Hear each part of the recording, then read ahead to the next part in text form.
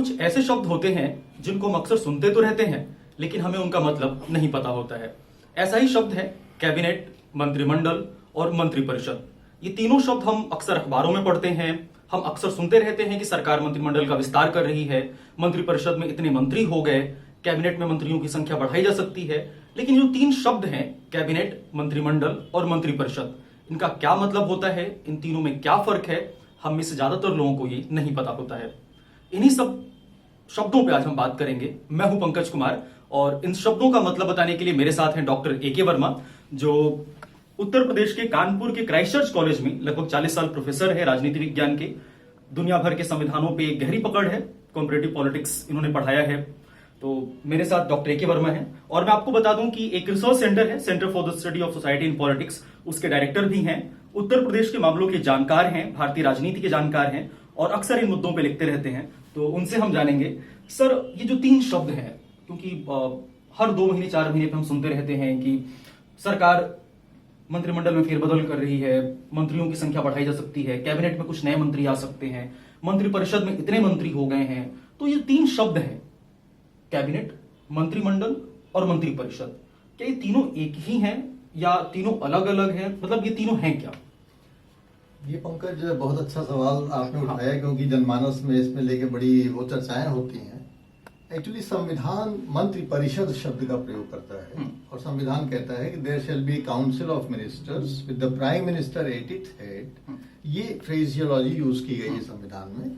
तो council of ministers शब्द प्रयोग किया गया है और प्रधानमंत्री शब्द प्रयोग किया गया है। तो ये हमें समझना जरूरी है कि इन शब्दों का अर्थ क्या है। और बहुत सारे लोग मंत्रिमंडल, मंत्रिपरिषद, ये मंत्री, कैबिनेट मंत्री, राज्य मंत्री, उप मंत्री, ये समझ ही नहीं पाते हैं कि आखिर इनका जो है एग्जिस्टेंस या इनकी जो स्थिति है पूरे मंत्रिपरिषद में क्या है। तो आज मैं आपको एक डायग्राम के माध्यम से समझाने का प्रयास करूंगा कि वास्तव में हम किसको क्या कहते हैं। तो देखिए, सबसे ऊपर तो जो हमारा जो जिसको हम कहते हैं सरकार, है ना, जो सरकार शब्द है, सरकार का मतलब होता है कार्यपालिका से। सामान्यतः वैसे तो सरकार में व्यवस्थापिका, कार्यपालिका, न्यायपालिका तीनों आते हैं, लेकिन सरकार कार्यपालिका के सेंस में हम प्रयोग करते हैं। तो ये जो सरकार है, इसमें सबसे ऊपर तो जैसा कि आप जानते हैं कि राष्ट्रपति होता है और फिर एक उपराष्ट्रपति होता है। तो ये तो संवैधानिक पद है, ठीक है, इनका चुनाव अलग होता है और ये लोग कार्यपालिका के प्रधान के रूप में राष्ट्रपति को जाना जाता है। उसके बाद एक प्रधानमंत्री होता है और प्रधानमंत्री को बाकायदा राष्ट्रपति नियुक्त करता है। हम सभी जानते हैं प्रधानमंत्री कैसे होता है। और जब प्रधानमंत्री नियुक्त हो जाता है तब प्रधानमंत्री परामर्श देता है कि उसके मंत्रिपरिषद में कौन कौन लोग होंगे। और उस मंत्रिपरिषद में वास्तव में कई प्रकार के मंत्री होते हैं। कुछ मंत्री ऐसे होते हैं जिनको हम मंत्रिमंडल के मंत्री कहते हैं।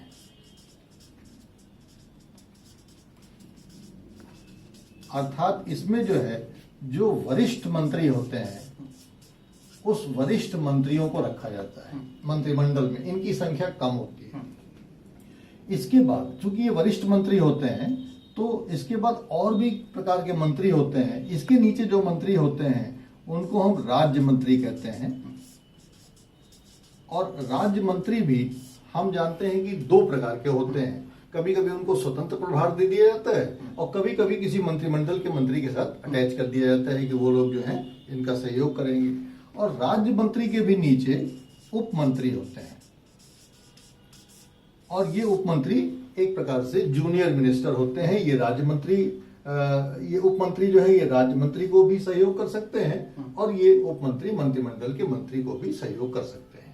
तो इस प्रकार से ये जो चारों प्रकार के मंत्री होते हैं, प्रधानमंत्री, मंत्रिमंडल के मंत्री, राज्य मंत्री और उप मंत्री, ये चारों प्रकार के मंत्रियों को मिला के जो संस्था मंत्री है उनको हम मंत्रिपरिषद के नाम से जानते हैं। और इस प्रकार से हम देखते हैं कि वास्तव में मंत्रिपरिषद वो संस्था है जिसमें सरकार के सभी मंत्रियों का सम्मिलन होता है, सभी मंत्री होते हैं। और इसमें जो मंत्रिमंडल शब्द जो हम प्रयोग करते हैं, कैबिनेट शब्द जो प्रयोग, आपने पूछा कि कैबिनेट क्या होता है, तो ये जो कैबिनेट होती है, ये मंत्रिमंडल के मंत्री और प्रधानमंत्री इन दोनों को मिला के मंत्रिमंडल का गठन होता है। अर्थात मंत्रिमंडल में राज्य के मंत्री नहीं होते, मंत्रिमंडल में उप मंत्री नहीं होते हैं, और मंत्रिमंडल की जब बैठकें होती हैं तो मंत्रिमंडल की बैठकों में केवल प्रधानमंत्री और मंत्रिमंडल के वरिष्ठ मंत्री ही भाग लेते हैं, जब तक कि राज्य मंत्री और उप मंत्री को उसमें बाय इनविटेशन बुलाया न जाए बैठने के लिए, तब तक उसमें वो शिरकत नहीं कर सकते हैं।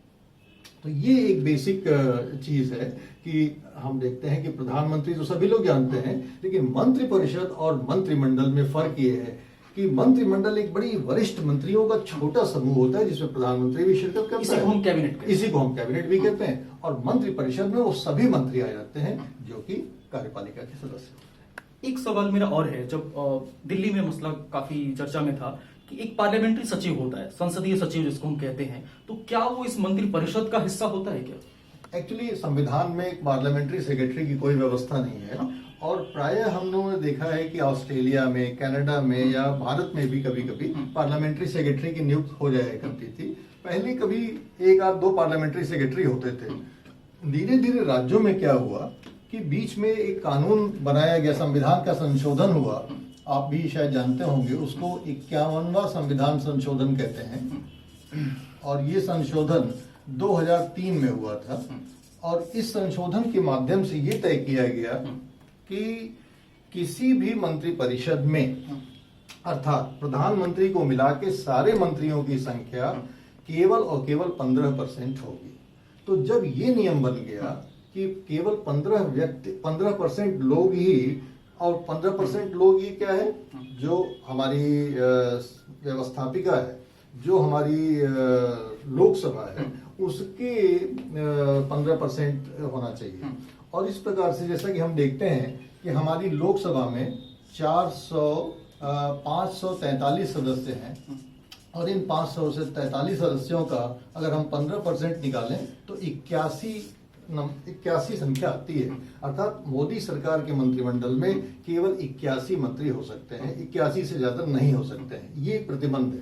ये प्रतिबंध राज्यों में भी लगाया गया कि राज्यों में, जैसा आपने कहा कि राज्यों में भी पार्लियामेंट्री सेक्रेटरी ज्यादातर अपॉइंट हो जाते हैं, तो राज्यों में बड़ी खलबली मच गई, क्योंकि राज्यों में कहीं बहुत कम संख्या होती है। आपने जो 81 बताया कि जैसे मान लीजिए कि अभी 543 लोकसभा के सांसद हैं, इसमें 15% मंत्री हो सकते हैं, यानी 81 अधिकतम। तो ये जो 81 है, क्या ये जो सारी संख्या सबको मिला के, सारी संख्या, ये मंत्रिपरिषद की संख्या। अच्छा, ये मंत्रिपरिषद की है। 81 से ज्यादा एक भी मंत्री नहीं हो सकता है। मतलब इसमें उप मंत्री, राज्य मंत्री, सब मिला के टोटल संख्या 81 हो सकती है। 82वां मंत्री कोई नियुक्त नहीं हो सकता।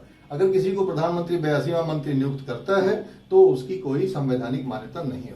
और राज्यों में क्या स्थिति है? राज्यों में लोगों ने क्या किया कि इसका दुरुपयोग करने के लिए उन्होंने पार्लियामेंट्री सेक्रेटरी की नियुक्ति करना शुरू कर दिया। जैसे अरविंद केजरीवाल का मसला था, उन्होंने 22 पार्लियामेंट्री से, सोचिए दिल्ली में कितने एमएलए ही हैं। तो उनको जो पहले जो है पार्लियामेंट्री सेक्रेटरी थे, उनको पहले इसी का हिस्सा माना जाता था, मंत्रिपरिषद का।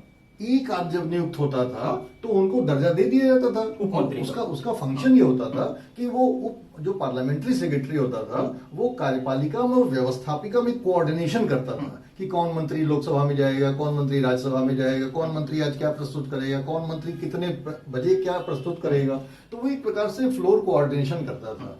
उसको एक उप मंत्री का दर्जा दे दिया जाता था, उसको वेतन भी दे दिया जाता था। लेकिन जब एक एक छोटे छोटे राज्यों में 20-20, 22-22 पार्लियामेंट्री सेक्रेटरी नियुक्त होने लगे तो समस्या ये होना, अच्छा उसकी सबसे जो इंटरेस्टिंग चीज है कि मुख्यमंत्री उनकी शपथ दिलाता है, उसको राज्यपाल शपथ नहीं दिलाता है। अब इसी से आप अनुमान लगा सकते हैं कि राज्यपाल शपथ नहीं दिलाता है, केवल उसको मुख्यमंत्री ही शपथ दिला देता है। तो मुख्यमंत्री ने शपथ दिला दी, उनको वेतन देने लगे, और तो महाराष्ट्र में, हिमाचल प्रदेश में और तरह तरह की जगहों, वेस्ट बंगाल के हाई कोर्ट्स ने बाकायदा इसको निरस्त कर दिया, कहा कि पार्लियामेंट्री सेक्रेटरी की नियुक्ति जो है असंवैधानिक, उसको नहीं लगाया जा सकता। और थैंक यू सर, हो सकता है आपको पूरी बात अब समझ में आई हो। एक बार मैं फिर क्लियर कर देता हूं कि जो मंत्रिपरिषद है वो ये पूरा हिस्सा है, कैबिनेट और मंत्रिमंडल ये वाला हिस्सा है। अधिकतम 15% मंत्री जो है, सांसद जो है मंत्री हो सकते हैं पूरे मंत्रिपरिषद में। जैसे 543 लोकसभा के सदस्य हैं तो सिर्फ 15% ही मंत्री हो सकते हैं। तो उम्मीद है आपको ये वीडियो अच्छा लगा होगा और अब आप क्लियर हो गए होंगे कि मंत्रिमंडल और मंत्रिपरिषद में क्या फर्क है। अगर आपको वीडियो अच्छा लगा तो लाइक करें, कमेंट करें और हमारे चैनल को सब्सक्राइब जरूर करें।